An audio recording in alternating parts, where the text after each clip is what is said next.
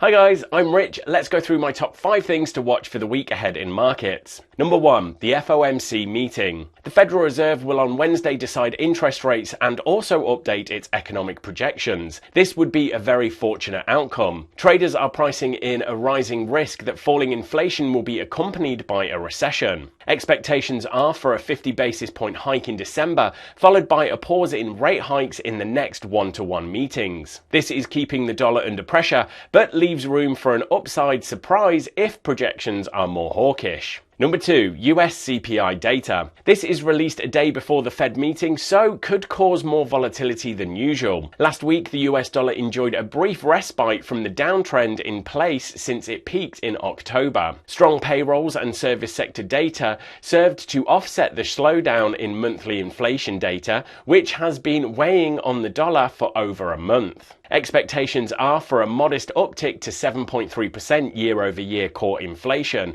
while the headline number is expected to hold steady at 7.7% year-over-year. Number 3, SMB rate decision. A more hawkish stance from the ECB as well as the Fed policy pivot has seen the Euro-Swissy currency pair rise since October, allowing some room for the Swiss National Bank to tighten policy without a stronger franc. Back in September, the SNB lifted Swiss rates out of negative territory for the first time since 2004 with a 75 basis point rate hike. The SNB tends to only change policy when it releases its economic outlook every quarter, so economists expect another hike in December to catch up with other developed central banks that hiked in the interim. Number 4, Bank of England rate decision. In the light of double-digit UK inflation, the Bank of England expects to lift interest rates to a peak of 4.75% next year from the current 3%, likely including another hike this Thursday. However, the central bank has simultaneously warned that the UK likely entered a recession in the third quarter this year. The pound has rallied with a weaker dollar, but the recession talk likely explains why sterling remains under pressure